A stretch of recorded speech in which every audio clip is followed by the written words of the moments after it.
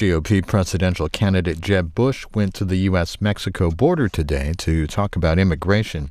The former Florida governor says his solution to fix the immigration system is serious and conservative, in contrast to the plan Donald Trump has offered.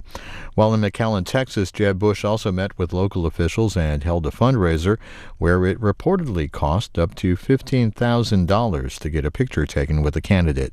This is about 15 minutes.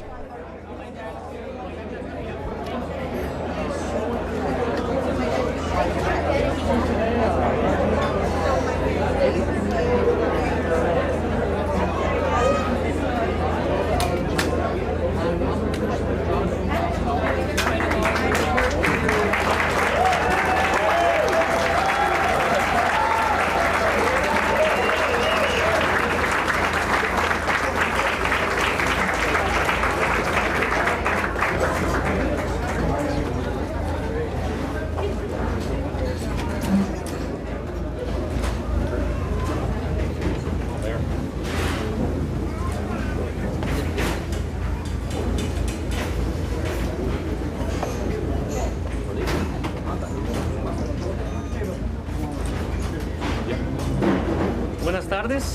Hello, my name is Representative J.M. Lozano. I'm from the state of Texas, represent House District 43. It's a tremendous honor to be here with you today in the Rio Grande Valley. I used to represent parts of it in the Texas House. We had an incredible discussion with Governor Bush, very frank and candid on the issues that we care about the most. Obviously, we care about our region's economy, border security. We care about our schools and our roads. And we had a tremendous group put together with various fields, with tremendous fields of knowledge that provide the insight that we need to give to the next president of the United States, Jeb Bush.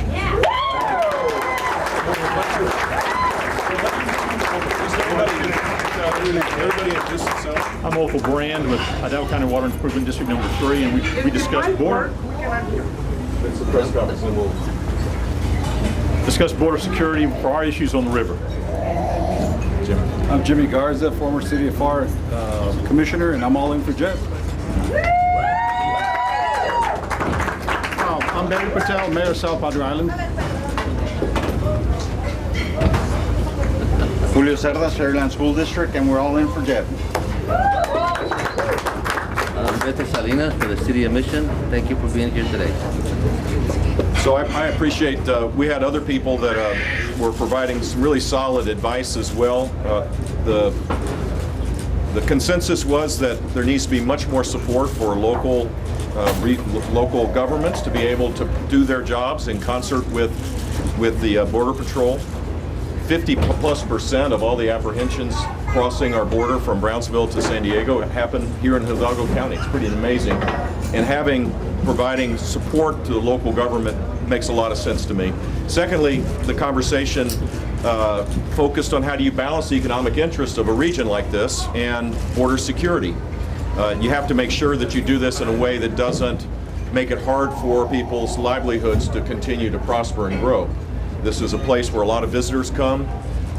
Mayor Patel certainly made that point in South Padre, so that was an important point. And finally, I would suggest that the proposal made by another candidate of building a fence based on just the common sense practices that are being applied here doesn't work. You have to have a much deeper strategy than just building a fence. There has to be much more coordination with local and state law enforcement. There has to be more focus on a virtual fence, which I've proposed as it relates to using GPS technology, drone technologies, other things like that. The Border Patrol needs to act on a strategy and stick with it. There's too much politicizing of what they're trying to do. They do good work, but too much influence from Washington, D.C. to be effective.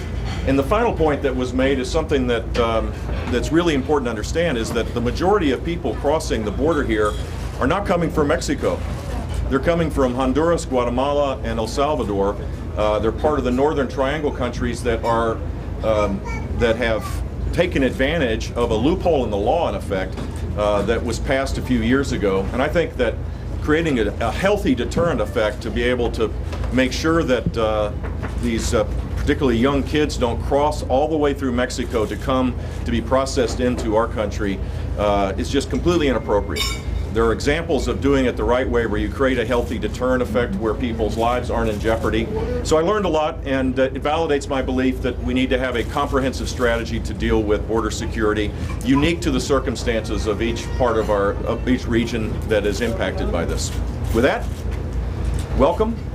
Happy to answer any questions. Governor, you mentioned that other candidate, and you mentioned that other candidate. So Donald Trump had a message for you this morning. He said you would come here and you would learn that illegal immigration is not an act of love. What do you say?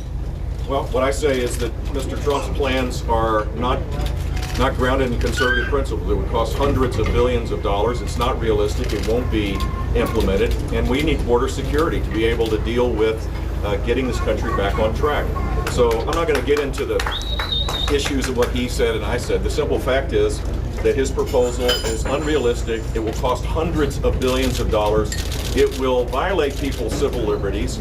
It will create friction with our third largest trading partner that's not necessary. And I think he's wrong about this. If he's interested in a more comprehensive approach, he might want to read my book, Immigration Wars, which I published 4 years ago. I welcome Mr. Trump into the debate. I think that's great. He's serious, he's a serious candidate, and he ought to be held to what serious candidates need to be held to. He needs to be held to account for his views. ¿Qué va a pasar con los Dreamers si usted es electo? Yo creo que los Dreamers deben recibir un proceso a llegar a ser ciudadanos. Eso es mi opinión. No estoy en acuerdo con el proceso que hizo el presidente Obama. No tiene la autoridad constitucional de hacer esto por orden ejecutivo. Pero yo, como presidente, iba a ir al Congreso de cambiar la ley y darles un proceso no a la residencia, sino a la ciudadanía. En ocasiones de que se quiere mantener, quiere distanciarse. Señor, usted ha dicho de que quiere distanciarse de la postura de Donald Trump, de alguna de las cosas que ha planteado. Mis propias ideas. Exacto. Desde hace mucho tiempo. Pero una de las cosas que aquí la gente del área pide es que no les llamen más bebés anclas, que esa sería la manera que usted mejor se podría distanciar de él. Mira, yo, basado en mi experiencia, mi vida personal, el hecho de que la campaña de Hillary Clinton o de Donald Trump me está atacando usando ese nombre no está basado en realidad.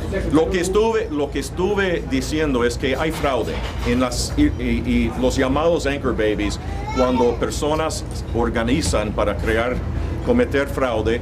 Tenemos que enforzar las leyes, eso es todo. Pero la experiencia de inmigración, nadie me va a dar lectura de esto. Yo soy orgullosamente casado con una mexicana americana, mis hijos son hispanos, he estado involucrado en la vida.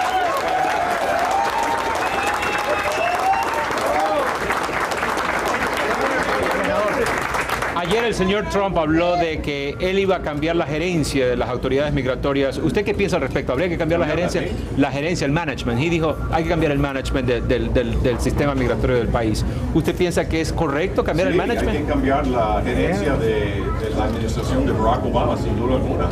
Mira, él en proteger las fronteras y ha creado problemas de drogas, de violencia y otros problemas que comunidades como este tienen que luchar en contra de eso. Por supuesto que debemos tener un sistema donde hay protección de las fronteras. You're the first candidate to come to the Valley, sir. I have a question. You're the first candidate to come to the Valley. What about this region attracts you? What is it that you're looking for here? I spent a lot of time here growing up. It's a beautiful part of the country. People may not remember, but I was born in Midland and grew up in Houston and came here a lot. Came here campaigning for my dad, for my brother. I love the Valley. So I'm excited to be here. We're going to campaign hard. On March 1st, you have the Texas primary. My intention is to win the Texas primary, just in case anybody's curious about it. The Hispanic vote. Excuse me? Do you worry that using the term anchor babies could affect your ability to win the Hispanic vote? Look, as I said in Spanish, my background, my life, the fact that I'm immersed in the immigrant experience, this is ludicrous for the Clinton campaign and others to suggest that somehow somehow I'm using a derogatory term. What I was talking about was the specific case of fraud being committed where there's organized efforts, and frankly it's more related to Asian people coming into our country, having children, in that organized efforts, taking advantage of a noble concept with his birthright citizenship. I support the 14th Amendment. Nothing about what I've said should be viewed as derogatory towards immigrants at all. This is all how politics plays, and by the way, I think we need to take a step back and chill out a little bit as it relates to the political correctness that somehow you have to be scolded every time you say something. It's not fair to be taken out of context. That's the nature of politics, but I just don't think that this is appropriate. Do you feel like you will actually stick to using that term, anchor baby? I just said that I was focusing on a specific targeted kind of case where people are organizing to bring pregnant women into the country, where they're having children, for their children to become citizens. That's fraud, and that's what we need to do. We need to enforce the law. We need to create a more secure border, not just at the border, but across the spectrum. I mean, there are 40% of the people that come here that are here illegally today came with a legal visa. Enforcing the immigration laws of our country needs to be a high priority. And once you had, how you do it, you put more resources. How will you refer to that hot button issue now? Huh? How will you refer to this issue of? You give me the name. You know, this is so ridiculous. Give me the name you want me to use and I'll use it. Fraud? Yeah, that's exactly what I was focused on. Si se da cuenta, mucha gente se está enfocando en el hecho de que usted haya usado esa palabra. Tal vez lo que la gente quiere oír es... Llamados, por cierto. Exactamente, ok. Y todos se están enfocando en eso. ¿Se disculparía usted por usar esa palabra y decir, hey, ¿saben qué? Pues no la quise usar? Porque no hay que estar tan rígido en todo. Lo que estuve diciendo es que hay, en casos específicos, hay personas cometiendo fraude para que sus niños lleguen a ser ciudadanos. Y en ese caso tenemos que enforzar las leyes de inmigración. Thanks, everybody. Thank you. Setting the agenda on the immigration. What is your campaign doing to shift focus back to a more comprehensive approach? I have set plans. I wrote a book about this called Immigration Wars. I have a complete comprehensive plan that I've laid out. I'm going to stay focused on that. What we need to be focusing on is how do we fix these broken things in Washington, D.C. rather than talk about how bad things are. We need to start fixing how we tax, how we regulate, fix the broken immigration system. Both the illegal side and the legal side are broken. Embrace the energy revolution to create high-wage jobs. These are the things that matter, and I have proven leadership skills to make it happen. And now I'm going to go say hello to the people. We got one last one for the kids in the back there. Governor Bush, as a current high school student, I'd like to ask a question that refers to us. How do you feel about college costs? Are they too high? And do you have any plans to lower them so middle-class families can afford to go to college without financial aid? Absolutely, costs are too high. And basically, what we've created is a system of tuition costs that grow faster than any form of inflation, healthcare, or regular inflation, far faster. And the inefficiencies of our higher education system are passed on with recourse debt effectively for students. I think universities need to have skin in the game. If kids can't graduate with a 4-year degree in 4 years, there ought to be some payback to their families or to them, or there ought to be some support for the loans that they've taken out. I think we ought to be making sure that you can get a 4-year degree done in 4 years.